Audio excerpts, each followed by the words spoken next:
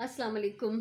अज है थर्सडे ख़मीस जो ॾींहुं 19 नवंबर ऐं टाइम 11 थियण वारा आहिनि, पौणा 11 थिया आहिनि। हिन महिल कमु करे हली वई माई ऐं उहा 10:30 खनि हली वई। उन विच में मां बि सनो थुलो काफ़ी सारो कमु कंदी रहियमि ऐं पोइ बसि वेही रहियमि, वेठी हुयमि हिते सोफ़े ते त वेठी रहियमि। काफ़ी सारियूं मां जेके वीडियोज़ रखियूं हुयूं डाउनलोड करे ॾिसण जे लाइ, उहे ॾिसंदी रहियमि। कुझु डिलीट कयमि, कुछ कमेंट्स कयमि, कुछ मैसेजिस कयमि, थींदो रहंदो आहे इएं।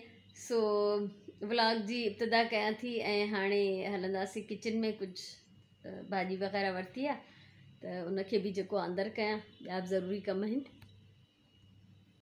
खीर रखियो कढ़ण जे लाइ, थांव त ज़ाहिर मां पोइ ई अंदरि कंदी आहियां जॾहिं ड्राई थी वञनि।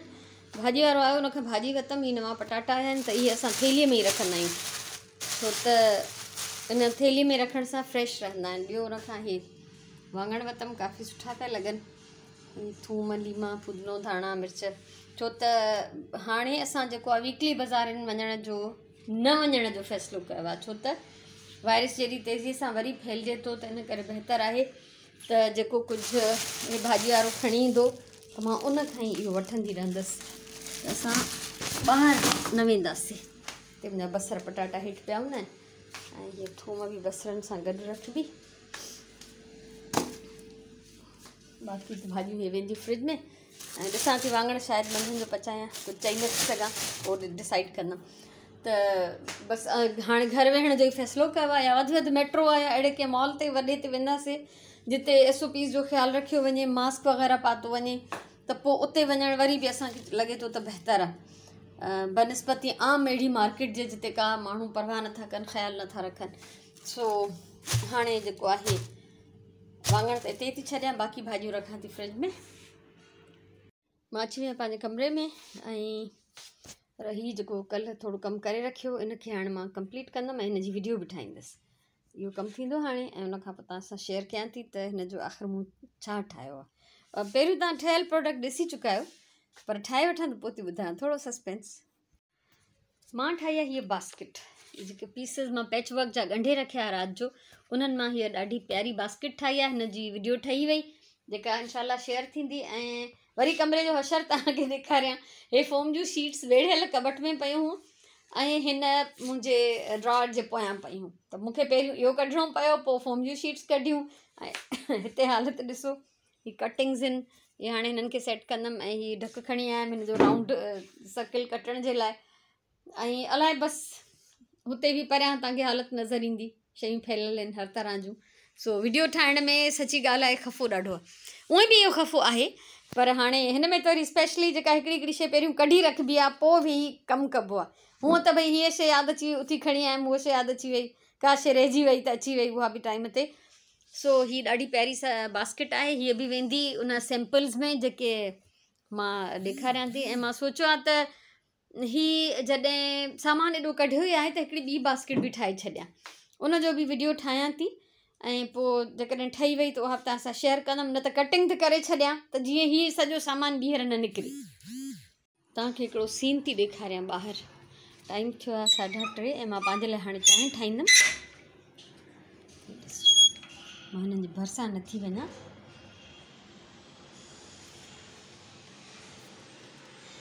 मैट मां विछायो आहे हिते, त जीअं टंकीअ में जेको आहे पाणी जी टंकीअ जो ढक आहे त हिन जे पासे में मिटी न वञे। बसि हिननि जी दावत थी वई आहे। ऐं उनखां अलावा हिते ऑलरेडी तारीख़ मूंखां हिकिड़ो दॿो हिननि जे लाइ रखाए चुको आहे, त हिननि खे सी थींदो त इहे अंदरि वेहंदियूं, पर सवाइ इन दॿे जे बाक़ी इहे हरंद वेठियूं हूंदियूं आहिनि। सो भरिसां नथी वञनि, इन करे ज़ूम करे थोरो रिकॉर्ड कयो अथमि। मां ईअं हिते चांहि रखी अथमि पंहिंजे ठाहिण लाइ, चांहि ठही वञे त वरी पोइ कुझु ॻाल्हियूं तव्हां सां शेयर करणियूं आहिनि, पंहिंजे गुज़िरियल वक़्तनि जूं, जेको कमु मां हिन महिल ताईं कंदी रही आहियां उन जे बारे में।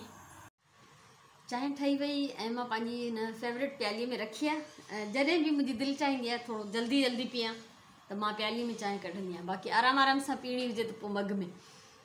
ऐं ॿिलियुनि जो हाल ॾिठ, अलाए घणा दफ़ा मुंहिंजूं कूंडियूं भॻियूं अथऊं, प्लांट्स जा टोड़े छॾिया अथऊं, ॾाढा ज़्यान कया आहिनि हिननि। भॼाईंदी बि आहियां मां हिननि खे, पर यकीन कयो हे असांखे तक़रीबन ॿियो साल पूरो थियण वारो आहे, डिसंबर में 2 साल थी वेंदा हिन घर में। त मूंखे यादि नथो अचे त घणा दफ़ा इहा ॿिली बचा पैदा करे नंढड़ा नंढड़ा चक में खणी ईंदी आहे ऐं पोइ त कुंड जे पोयां वेठी हूंदी आहे। सो बहरहाल हिनखे छॾियूं था, इहो त हलंदो रहंदो। इहो बि साह वारा आहिनि, केॾा वेंदा रहंदा हिते ई जिते असां रहंदासीं। ऐं ॿिलियूं त हूअं बि घर ॻोल्हींदियूं आहिनि, माण्हुनि सां गॾु रहणु पसंदि कंदियूं आहिनि। मां हिकु ॿिनि ॾींहंनि खां तव्हां सां शेयर पई कयां सोझरो स्कूल सां रिलेटेड ऐं शाहना भुरगड़ी सां रिलेटेड जेतिरा बि मुंहिंजा लम्हा घड़ियूं गुज़रियूं आहिनि। सो जीअं मां तव्हांखे शुरू में ॿुधायो त ग़रीब ॿार जेके सोझरे स्कूल में पढ़नि था, सफ़ा ग़रीब इंतिहाई गुरबत जी लकीर खां बि हेठि वारा, त उन्हनि जे लाइ असां मुख़्तलिफ़ शयूं बि जमा कंदा हुआसीं। टॉइस थिया, कपिड़ा, कॾहिं इहे राशन विरहाईंदा हुआसीं, उहे बि झलकियूं मां तव्हां सां शेयर कयूं। त हिकिड़े ॾींहुं पोइ मूंखे शाहना चयो त मुंहिंजी दिलि थी चए त हाणे असां ॿारनि खे इहे कपिड़ा ऐं शयूं ॾियणु बंदि कयूं। छो त चई हिननि खे एॾो थो मिले जो ही हाणे उन शइ जो क़दुरु विञाए वेठा आहिनि, हुनजी अहमियत न रही आहे हिननि जे लाइ। फॉर ग्रांटेड हुननि वरितो आहे त बसि असांखे मिले थो न। ऐं ॿियो त जीअं त शाहना इलाही अरसो ॿाहिरि मुल्कनि में रही आई, त ॿाहिरि मुल्कनि में इहो रिवाजु आहे, माण्हू गैराज सेल्स हणंदा आहिनि, फ्ली मार्केट। असां वांगुरु जीअं हिते लुंडा बाज़ार थी लॻे, उते बि इहे सेकेंड हैंड शयुनि जूं मार्केट्स हूंदियूं आहिनि। ऐं गैराज सेल स्पेशली त जेके शयूं घर जूं नथियूं खपनि, असांखे ॿियूं वठणियूं आहिनि, त माण्हू ॿाहिरि घर जे ॿाहिरां पंहिंजे उहे सेल जे लाइ हणंदा आहिनि। त शाहना चयो त असां बि हिकिड़ी गैराज सेल टाइप हणूं ऐं उन में जेको आहे न ॿारनि खे या उनजी फैमिली खे असां पैसनि सां शयूं ॾियूं। पोइ चाहे उन शइ जी क़ीमत 10 रुपया हुजे, पर जॾहिं उहे पंहिंजा उहे 2-टे रुपया ॾेई शइ वठंदा त उन्हनि खे क़दुरु थींदो। मूं त हुन सां एग्री कयो, सही ॻाल्हि आहे त मुफ़्त जो खाराए हुननि खे मुफ़्त जो ॾेई ख़ैर खाधे जी ॻाल्हि नथी कयां, यानी जेको बि ॾिनो वरितो थियो, त हुननि खे वाक़ई क़दुरु न पियो थिए। पोइ छा थियो, जो जेके असां सामान जमा कंदा हुआसीं, त हिकिड़े ॾींहुं हिन पंहिंजे स्कूल में अनाउंस करायो त भई फलाणे ॾींहं ते सैटरडे ते रखंदा घणो करे। असां हिते हिकिड़ी सस्ती बाज़ारि हणंदासीं, उन में शयूं जेके हूंदियूं विकिणण जे लाइ हूंदियूं, उन्हनि सभिनी ॿारनि खे बि चई छॾियूं त पंहिंजे घर ॿुधाइजो, ऐं जिन जूं माइरूं ईंदियूं हुयूं को वठणु छॾण, त उन्हनि खे बि चई छॾियूं। तव्हां यकीन कयो त हुननि एॾी त ख़ुशीअ सां उहे शयूं वरितियूं, का 10 रुपए जी, 20 रुपए जी, का तमामु महांगी त 50 रुपए जी।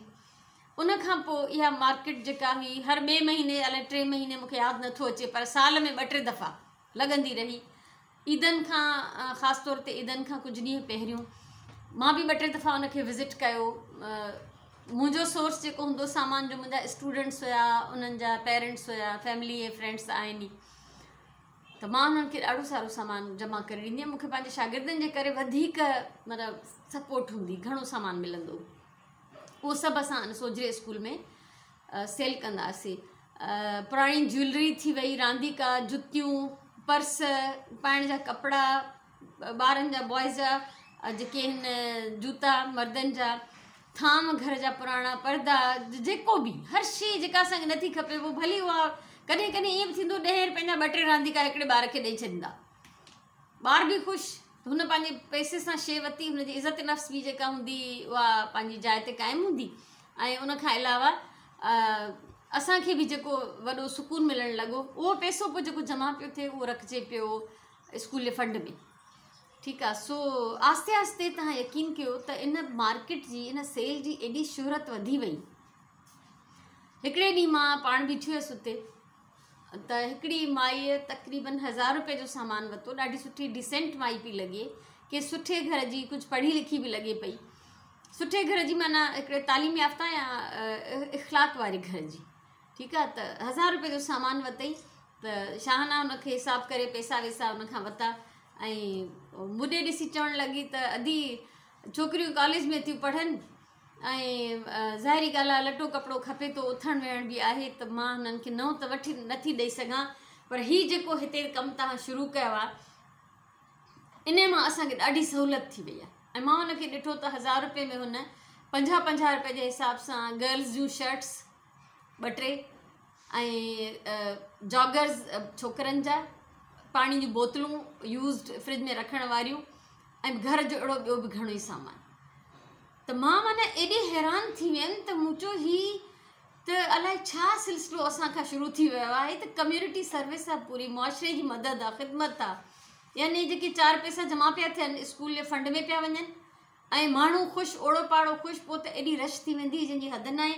आख़िर हिकु दफ़ो कुझु मर्दनि इहो बि चयो त असांजी बि दिलि चाहे थी वठण जे लाइ ग़रीब माण्हुनि जेके पेरेंट्स हुया ॿारनि जा पीअर या वरी जेके आस पास ग़रीब मोहल्लेदार पाड़े वारा उन्हनि बि चयो त असांजी दिलि चए थी वठण लाइ, पर अंदरि माइनि जी एॾी रश हूंदी आहे त असां अची न सघंदा आहियूं, त असांजे लाइ बि इंतज़ामु कयो। त पोइ हिननि इहो बि करणु शुरू कयो त स्कूल खां ॿाहिरि टेबलूं हणंदा हुआ, उन ते सॼियूं मर्दनि जूं शयूं रखिबियूं ऐं उते उन्हनि जो मेल स्टाफ जेको बि हूंदो, चाहे उनमें पटेवालो हुजे, टीचर हुजे, उहे बीहंदा ऐं सभु टीचर्स बीहंदा हुआ। उन्हनि टीचर्स खे बि शाबस हुजे जिन उन्हनि जो साथ ॾिनो। सो इहो हिकिड़ो मां चवां थी को हद हे हद। ऐं स्कूल जा ख़र्च तव्हां ॾिसो, हिकिड़ा त उहे आहिनि जेके रेगुलर आहिनि, भई पघारूं ॾियणियूं आहिनि, बिल भरणा आहिनि। हिकिड़ो दफ़ो ईअं बि थियो त स्कूल जे ॿाहिरां घिटीअ मां ट्रैक्टर पियो गुज़रे त उहो हुन जे पाणी जी पाइप लाइन ते चढ़ी वियो, जेका स्कूल जी अंदरि कनेक्शन पियो वञे, उहो भॼी पियो। हिननि जेको आहे हुनखे फौरन ज़ाहिर ठीकु कराइणो पियो। 3000 रुपया बीठे बीठे उते लॻा। त इहे बि त ख़र्च आहिनि न, इहे किथां ईंदा?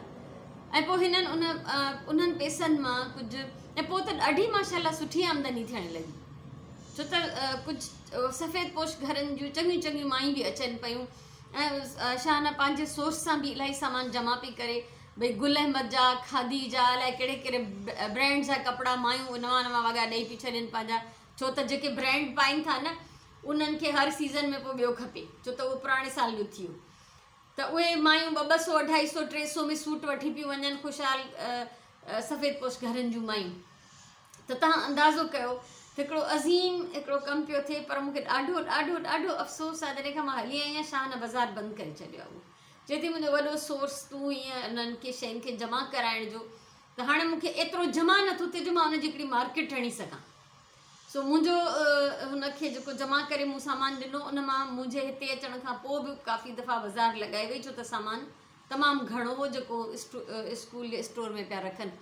कुझु झलकियूं तस्वीरुनि जे ज़रिए मां तव्हां सां शेयर थी कयां, जेके मुख़्तलिफ़ सालनि जूं आहिनि, इहे कंहिं हिकु दफ़े जूं न आहिनि, तव्हां हुन मां अंदाज़ो लॻाए वेंदो। ही बोर्ड ते हमेशह लिखी छॾींदा हुआ बचत बाज़ार जे बारे में। ईद जो टाइम हूंदो त ईद खां पहिरियों लॻंदी, न त उअं बि सॼे साल में लॻंदी रहंदी बाज़ारि। ही मायुनि जो तव्हां हुजूम ॾिसी सघो था। कपिड़ा सॼा लेडीज़ जा त हैंगर में हूंदा मोस्टली, मथे हेठि करे, हेठि रसीअ ते बि तव्हांखे नज़र ईंदा टंगियल। ऐं ही मथां खां लुक आहे, कपिड़ा ॾिसो, मथे रेलिंग में बि आहिनि, अंदाज़ो करे सघो था तव्हां। हिते कुझु ज्वैलरी आहे,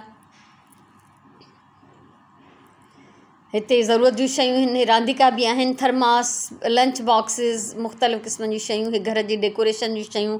ईअं हर शइ खे अलॻि अलॻि करे रखियो वेंदो हो त जीअं माण्हुनि खे चूंडण में सहूलियत थिए। ही जूता आहिनि मर्दनि जा घणो करे, ऐं माइनि जा बि आहिनि कुझु। ही मेकअप ऐं ज्वैलरी आहे हिते। ही अलॻि अलॻि ॾींहंनि जूं तस्वीरूं आहिनि। ही ॿाहिरि ॾिसो, ही हिकिड़ो स्टॉल ठाहियूं अथऊं मर्दनि जे कपिड़नि जो। ही अंदरां हिकिड़ो लुक आहे। त इंसानु ॾाढो मजबूर आहे। ही कुझु साल पहिरियों जूं तस्वीरूं आहिनि। गुरबत आहे, महांगाई आहे, सफ़ेद पोशे जो भरम रखणु माण्हुनि जे लाइ इलाही मुश्किल थो थी वञे। ही सॼा मथां खां निकितल फ़ोटोज़ आहिनि। मुख़्तलिफ़ शयूं आहिनि, कंहिंखे कहिड़ी शइ सम्झ में अचे, कंहिंखे कहिड़ी। ही गेट खां ॿाहिरि मर्दनि जे कपिड़नि ऐं जूतनि जो स्टॉल आहे। हिकिड़ो टीचर ई हिते बीठो आहे हिननि जो, जेको सेल करे थो। मथे रसीअ ते बि कपिड़ा टंगिया अथऊं। ही बि स्कूल खां ॿाहिरि, ही बि स्कूल खां ॿाहिरि मर्दनि जे कपिड़नि जो स्टॉल आहे। ही झलकियूं तव्हांखे पसंदि आयूं हूंदियूं, जेके मूं तव्हांखे सोझिरे स्कूल जूं ॾेखारियूं। ऐं हिकु दफ़ो ईअं बि थियो जो हिकिड़ी वॾी का ज़मींदार माई हुजे, उहा आई, कोई 20-22 सूट हितां ख़रीद कई मार्केट मां। चई मां हीअ पंहिंजी सॼनि हारियाणियुनि खे वञी ॾींदसि। सिबियल ठहियल कपिड़ा बसि खणी पाइण जी देरि हुई, ऐं ज़ाहिर सभु क्वालिटी बि सुठी। यानी हिकिड़ी तव्हां सोचो त कीअं कीअं कमु करे थो सघिजे। सो हाणे 3 पहिरीं जी अज़ान अची वई आहे, चांहि मां पी छॾी आहे। हाणे वेंदमि निमाज़ पढ़णु, ऐं मंझंदि जो वाङण पचाइणा, पर मां न पचाया छो त राति जो पालक दाल पई हुई, त चांवरनि जा चिलड़ा पचायमि। ॾाढो हुन सां मज़ो आयो खाई करे। सो हाणे निमाज़ पढ़ंदमि, ऐं वाङण बि मूंखे राति जे लाइ तरणा आहिनि, त ॾिसां थी उन खां सवाइ ॿियो छा थो थी सघे, उहो बि तव्हां सां ज़रूरु शेयर थींदो। 3 पहिरीं खां सांझी जी निमाज़ ताईं कंटिन्यू मां लेटी पियमि। इलाही सारी वीडियोस ॾिठियूं जेके मुंहिंजे हुयूं इंतज़ार में। ऐं ही आहिनि कुझु रसीदूं, बिल, कुझु मेडिकल रिपोर्ट्स, अलाए छा छा आहे जिन खे मूंखे लाज़मी फ़ाइल करिणो आहे, जेके मां विसरी थी वञा रोज़ानो। सो अॼु मां इहे कढिया अथमि त मां राति जो इन्हनि खे बि जेको आहे फ़ाइल कंदमि। ऐं हलूं था ॿाहिरि किचन में। राति जी मानी जी तयारी थींदी।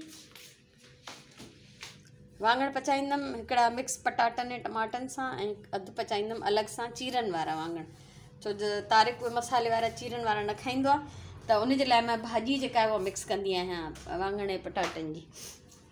ऐं हिते सुराण थोरा चांवर बि विझाया आहिनि ऐं पंहिंजे लाइ मानी पचाईंदमि। हे सीन तव्हांखे ॾेखारियां, हे ॾिसो त हिननि जूं अखियूं ॿरनि थियूं, वेठियूं आहिनि हितां दरवाज़े जे ॿाहिरां, वेठी थी म्याऊं म्याऊं कनि, कुझु घुरनि थियूं, कुझु चवनि थियूं। हे सॼी राति मथो खाईंदियूं, कुंडनि जे मथां जंप ॾींदियूं, अलाए छा छा करतब ॾेखारींदियूं आहिनि। सभु जो सभु हिते जमा आहिनि। अखियूं ॾिसो कीअं थियूं हिननि जूं राति में ॿरनि। छा आहे, छा थियो आहे? सो इहो अॼु जो व्लॉग जेको आहे मां हिते ख़तमु थी कयां।